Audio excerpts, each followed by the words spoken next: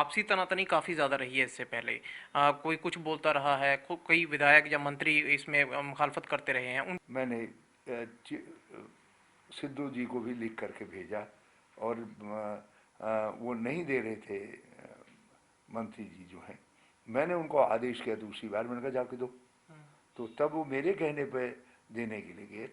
उनकी कोई गलती नहीं थी, यदि गलती थी तो साडी गलती थी। सिद्धू अपनी स्टाइल में है। अब सितारे को चमक देने से कोई रोक सकता है?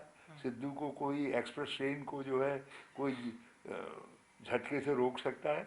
छोटा भरा है, मुझसे कहा छोटा भरा है, तो छोटे प्राणों बड़े प्राण है। थोड़ा कहा है, मैं ये करना चाहता हूँ, इसका मतलब एक पॉजिटिव सिग्नल दिया है। लेकिन हम डेमोक्रेटिक पार्टी हैं, इसमें अपनी अपनी बात सब कहेंगे, मगर कांग्रेस के प्लेटफॉर्म में कहेंगे, नॉट आउटसाइड द कांग्रेस। छोटी सॉर्टीज छोटे जहाज़ों से करवाई जाती हैं, जब बड़ी सॉर्टीज की ज़रूरत पड़ती है तो बड़े जहाज़ों से करवाए जाते हैं। तो अब हमारा बड़ा जहाज़ है जो है सिद्धू, उनसे बड़े काम सौंपे जाएंगे। सिद्धू दे वास्ता है, सिद्धू ने मुझसे किसी पद के लिए कोई बात नहीं की। शेर, सिद्धू तो शेर है ना, शेर कहीं सड़ा हुआ मांस खाता है, सड़ा हुआ गोश्त खाता है, तो भाजपा तो उसके लिए सड़ा हुआ गोश्त है। सियासत में दिखाई दे, इसलिए हमने जो हमारे साथ 2-2.5 हज़ार ट्रैक्टर चल रहे थे उनको रोक दिया। लेकिन हमने कहा हम जाएंगे, सरकार से कहूँगा बिल्कुल दबाव बना, और इसका श्रेय राहुल गांधी जी को जाता है कि now central government has started blinking. मगर ये तीनों कानून वापस हों, इसके अलावा कोई मध्य का रास्ता है ही नहीं।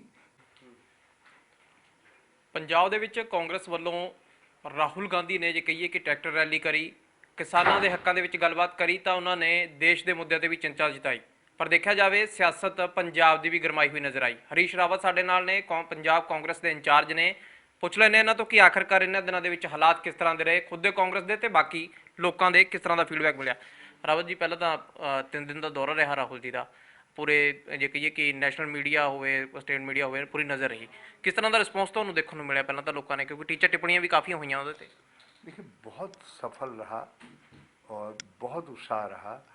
किसानों ने राहुल गांधी जी को बहुत हाथों हाथ लिया, बहुत उनके प्रति जोश दिखाया, और राहुल जी ने भी सारी पॉलिटिक्स एक तरफ रख करके किसानों के साथ अपनी एकजुटता जाहिर की और ये कहा कि मैं आपके संघर्ष के लिए खड़ा हूँ और उसके लिए मैं कहीं भी किसी भी सीमा तक लड़ाई को लेकर के चलूँगा। हरियाणा में देखा आपने कि आखिरकार पहले ऐलान कर दिया था अनिल विज ने कि नहीं आने देंगे किसी को, लेकिन फिर भी चलो वहाँ पर कहीं खींचतान भी होने देखने को मिली। तो समझते हैं कि बेशक ये प्रोटेस्ट अगर कहें तो किसानी पक्ष का है मुख्य तौर पर तो देखा जाए, लेकिन सियासत भी कहीं ना कहीं साथ साथ में दिखाई दे रही है। देखिए, सियासत में दिखाई दे, इसलिए हमने जो हमारे साथ 2-2.5 हज़ार ट्रैक्टर चल रहे थे उनको रोक दिया। लेकिन हमने कहा हम जाएंगे। यात्रा का तुम कोविड की बात कर रहे हो और बातें कर रहे हो, हम उन सबको भी समझते हुए, लेकिन यात्रा हमने ऐलान कर रखी है, हम जाएंगे। कम कम संख्या के साथ जाएंगे। जब हरियाणा पुलिस ने रोका तो राहुल जी ने बहुत साफ कह दिया, मैं 1 घंटा 2 घंटा 2 दिन कितने दिन रुकने के लिए तैयार हूँ, लेकिन मैं जाऊँगा ट्रैक्टर में। और हरियाणा के किसानों के साथ अपनी एकजुटता जाहिर करने से मुझको दुनिया की कोई ताकत नहीं रोक सकती। थैंक्स गॉड, हरियाणा के जो सरकार है उसको सद्बुद्धि आई, और इसीलिए हमने कुरुक्षेत्र में धन्यवाद दे करके यात्रा को समाप्त कर दिया। रावत जी, समझते हैं कि किसानों को शायद हो सकता है कि क्योंकि किसान पंजाब के किसानों की बैठक भी चल रही है, केंद्र द्वारा उनको एक तरह से निमंत्रण आया भी है, हालांकि वो देखेंगे क्या बातचीत करनी है। जो संघर्ष किए गए, चाहे किसानों ने किया, चाहे आपकी तरफ से रहा, चाहे बाकी पॉलिटिकल पार्टी को दबाव बना उससे। देखिए, मैं केंद्र सरकार से कहूँगा बिल्कुल दबाव बना, और इसका श्रेय राहुल गांधी जी को जाता है कि now central government has started blinking. मगर ये तीनों कानून वापस हों, इसके अलावा कोई मध्य का रास्ता है ही नहीं। या इन कानूनों में एमएसपी को, और जो ये सिस्टम किसानों का बना है, एमएसपी, मंडी सिस्टम, एफसीआई, हमारे पीडीएस सिस्टम जिसमें सस्ते गले की वितरण प्रणाली, इस पर किसी भी प्रकार का कोई वो नहीं रहना चाहिए और इसको यथावत रखा जाना चाहिए। और मैं समझता हूँ कि राहुल जी के यात्रा का यह असर साफ दिखाई दे रहा है, मगर केंद्र सरकार से हम कहना चाहते हैं कि किसानों में पिक एंड चूज मेथड मत अपनाइएगा। हाँ, आप किसानों के संघर्ष के जो अगुआ नेतागण हैं उनसे बात करिए, उनको जत्थेदारियों के उनको बुलाइए, जैसे कैप्टन अमरिंदर सिंह जी ने बुलाया था साफ साफ कहने वालों को।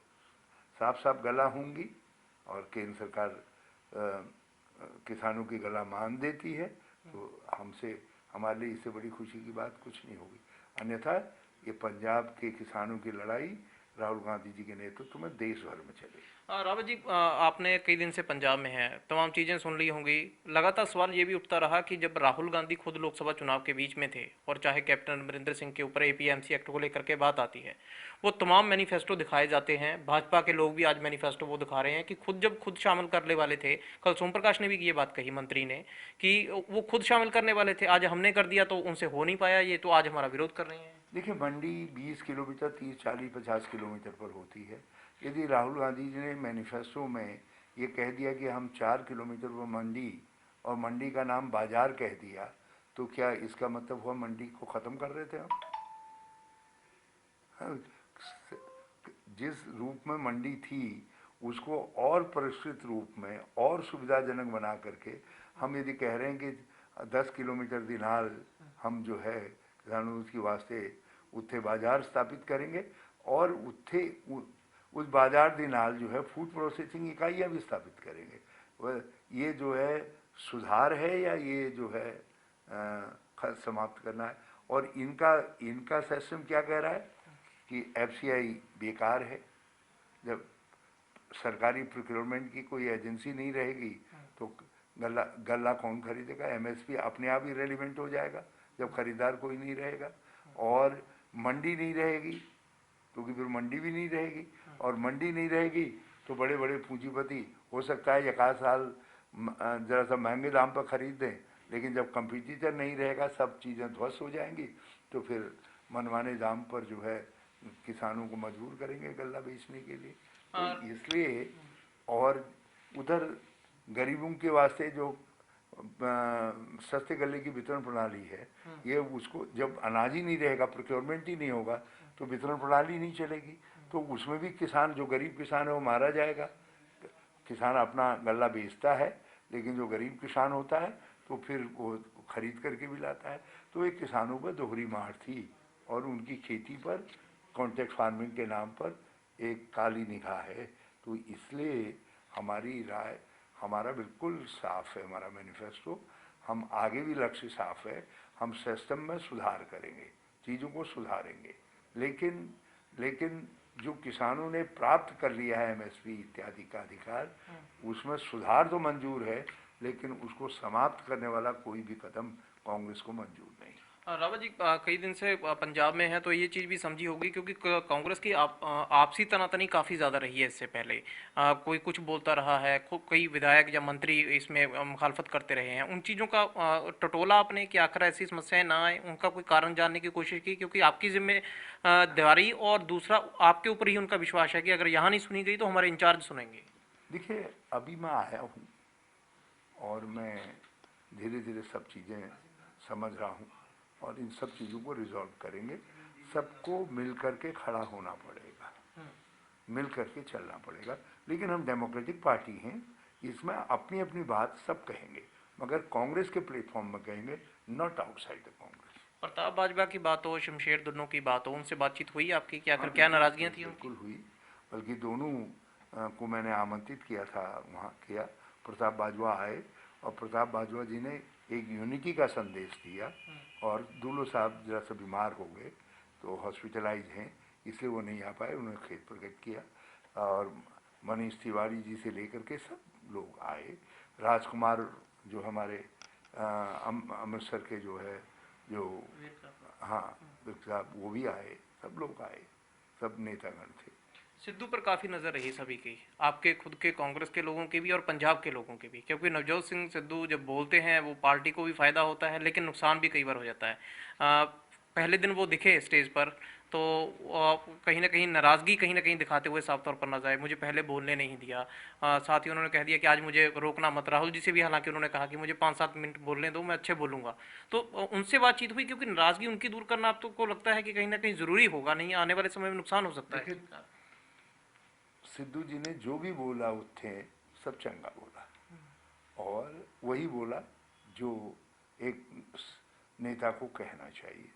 वो जो रोकने वाली बात आई, वो मैंने, टाइम मैनेजमेंट मेरे हाथ में था। किसान परेशान हो रहे थे ट्रैक्टरों में, तो इसलिए मैंने कैप्टन अमरिंदर सिंह जी से भी कहा, जाखड़ साहब से भी कहा, सबका सॉर्ट करवाया। और मैंने सिद्धू जी को भी लिख करके भेजा, और वो नहीं दे रहे थे मंत्री जी जो हैं। मैंने उनको आदेश किया दूसरी बार, मैंने कहा जाके दो। तो तब वो मेरे कहने पे देने के लिए गए। उनकी कोई गलती नहीं थी, यदि गलती थी तो साडी गलती थी। रहा सवाल सिद्धू का, सिद्धू अपनी स्टाइल में है। अब सितारे को चमक देने से कोई रोक सकता है? सिद्धू को कोई एक्सप्रेस ट्रेन को जो है कोई झटके से रोक सकता है? पर तो कैप्टन अमरिंदर सिंह रोकने की कोशिश में लगते हैं, वो कह ना रहे हैं ना कि मैं कोई उनको ना तो अध्यक्ष के रूप में देखना चाहते हैं, ना वही पुराना विभाग, वो कर रहे हैं कि एक विभाग खाली है बिजली वाला, वो संभाल लें आके। उन्होंने कहा मेरा छोटा भरा है, मुझसे कहा छोटा भरा है। तो छोटे प्राणों बड़े प्राण हैं, थोड़ा कहा है मैं ये करना चाहता हूँ, इसका मतलब एक पॉजिटिव सिग्नल दिया है। आगे तो ये डिसीजन तो पार्टी को करना होता है, पार्टी लीडरशिप को करना होता है। दोनों जो है राहुल जी की लीडरशिप में और सोनिया जी की लीडरशिप में विश्वास करते हैं। जो उठे निर्णय होगा वो सब मान्य होगा। और मैं एक बात बिल्कुल क्लियर करना कि जहाँ तक सिद्धू से वास्ता है, सिद्धू ने मुझसे किसी पद के लिए कोई बात नहीं की। उसने कहा ये किसानों की लड़ाई है, मैं किसानों की लड़ाई के लिए हूँ। ये पंजाब की लड़ाई है, मैं पंजाब के लिए हूँ। और मैं राहुल गांधी जी के नाल और सोनिया जी के आदेश ਨੂੰ मानते हुए जो भी काम मुझको सौंपोगे, जो भी वर्क मुझे सौंपोगे, मैं उसको करूँगा। पार्टी सोचेगी कि उनको कोई दिया जाए, क्योंकि फिर भी अगर जिस तरह से आप कह रहे हैं कि चमकता सितारा है, पार्टी के लिए फ़ायदेमंद हो सकता है, और अच्छा ओहदा देने के लिए कोई चलेगी बातचीत, कोई होगा कि आखिर कहाँ पर उनको फिट किया जाए? आप जानते हैं छोटी सॉर्टीज़ छोटे जहाज़ों से करवाई जाती हैं, जब बड़ी सॉर्टीज़ की ज़रूरत पड़ती है तो बड़े जहाज़ों से करवाए जाते हैं। तो अब हमारा बड़ा जहाज़ है जो है सिद्धू, उनसे बड़े काम सौंपे जाएंगे। साथ ही साथ दूसरी पार्टियों ने भी डोरे डालने शुरू कर दिए। बीजेपी वाले बोले कि शायद हमारे हमारे साथ में आ जाए। मदन मोहन मित्तल ने तो बयान तक दे दिया था। समझते हैं कि इस चीज़ को लेकर के शायद चाहते हैं कि वो हमारी तरफ आ जाए। एक बात बताओ, शेर, सिद्धू तो शेर है ना, शेर कहीं सड़ा हुआ मांस खाता है, सड़ा हुआ गोश्त खाता है? तो भाजपा तो उसके लिए सड़ा हुआ गोश्त है। बिल्कुल। रावत जी, आखिर च बस ना पूछना चाहूँगा, पंजाबी बोल रहे हो बिच बिच, पंजाबी टच कोशिश है भी पंजाबी सिखों की आखिरकार, एक चंगी लगता है कि बोलन ਨੂੰ खुद ਨੂੰ भी, तो इच्छा भी हैगी है। देखिए, पंजाब, पंजाबी और पंजाबियत, ये तीनों के लिए दुनिया में कोई बाउंड्री नहीं है। पंजाबी ऐसी गल है जो हमेशा चंगी होंगी। तो मैंने थोड़ी थोड़ी पंजाबी आँदी, मैं अब धीरे धीरे सीखने का प्रयास कर रहा हूँ, कोशिश कर रहा हूँ। और कोशिश करूँगा कि एक आध साल में चंगी पंजाबी बोलूँ, और दूसरों को भी। आप मेरी वाइफ से बात करके देखिए, मेरी वाइफ भी थोड़ा थोड़ा पंजाबी में, जब हम आपस में, मुझसे कल पूछ रही थी कैसे हो जी, थोड़े ठीक है, सब नाल ठीक चल रहा। तो Punjabi is just like a flavour, खुशबू है, सबको मोहती है। ਬਿਲਕੁਲ। ਹਰੀਸ਼ ਰਾਵਤ ਨੇ ਪੰਜਾਬੀ ਸਿੱਖਣੀ ਸ਼ੁਰੂ ਕੀਤੀ ਹੈ ਤਾਂ ਕਹਿ ਸਕਦੇ ਹਾਂ ਕਿ ਉਹਨਾਂ ਲੋਕਾਂ ਨੂੰ ਵੀ ਸਮਝਣਾ ਚਾਹੀਦਾ ਜੋ ਕਿ ਪੰਜਾਬੀ ਨੂੰ ਲੈ ਕੇ ਜਿਵੇਂ ਜੰਮੂ ਕਸ਼ਮੀਰ 'ਚ ਹੋਇਆ ਲਾਗੂ ਨਹੀਂ ਕੀਤੀ। ਖੈਰ, ਨਵਜੋਤ ਸਿੰਘ ਸਿੱਧੂ ਨੂੰ ਵੱਡੀ ਤੌਰ ਤੇ ਪਾਰਟੀ ਦੇਖਦੀ ਹੈ ਤੇ ਇਹ ਵੀ ਅੰਦੇਸ਼ਾ ਕਿਤੇ ਨਾ ਕਿਤੇ ਹਰੀਸ਼ ਰਾਵਤ ਨੇ ਸਾਫ਼ ਕਰਤਾ ਕਿ ਵੱਡੀ ਜ਼ਿੰਮੇਵਾਰੀ ਉਹਨਾਂ ਨੂੰ ਆਉਣ ਵਾਲੇ ਸਮੇਂ ਦੇ ਵਿੱਚ ਦਿੱਤੀ ਜਾਊਗੀ। ਪਰ ਨਾਲੋਂ ਨਾਲ ਉਹਨਾਂ ਨੇ ਇਹ ਵੀ ਗੱਲ ਕਹਿਤਾ ਕਿ ਭਾਜਪਾ ਕੋਈ ਵੀ ਡੋਰੇ ਪਾਵੇ ਪਰ ਉਹ ਸੜਿਆ ਹੋਇਆ ਮਾਸ ਨਹੀਂ ਖਾਣਗੇ, ਯਾਨੀ ਕਿ ਭਾਜਪਾ ਛੱਡ ਕੇ ਆਏ ਨੇ ਤਾਂ ਦੁਬਾਰੇ ਉੱਥੇ ਨਹੀਂ ਜਾਣਗੇ। ਕਿਹਾ ਜਾ ਸਕਦਾ ਇਸ ਦੌਰੇ ਤੋਂ ਬਾਅਦ ਹਾਲਾਂਕਿ ਹੁਣ ਉਰੇ ਦੀ ਸਿਆਸਤ ਬਦਲਦੀ ਹੋਈ ਜ਼ਰੂਰ ਦਿਖੂਗੀ, ਪਰ ਹਰੀਸ਼ ਰਾਵਤ ਦੇ ਸਿਰ ਵੱਡੀ ਜ਼ਿੰਮੇਵਾਰੀ ਹੈ, ਸੰਭਾਲਣ ਨੇ ਸ਼ੁਰੂ ਕਰਤਾ ਹੈ। ਅੱਗੇ ਦੇਖਣਾ ਹੋਊਗਾ ਕੀ ਕੁਝ ਬਦਲਾਅ ਹੁੰਦੇ ਨੇ। ਵੀਡੀਓ ਜਰਨਲਿਸਟ ਕਮਲ ਦੇ ਨਾਲ ਸਮਿਤ ਸਿੰਘ ਜੋਸ਼ੀ, ਚੰਡੀਗੜ੍ਹ।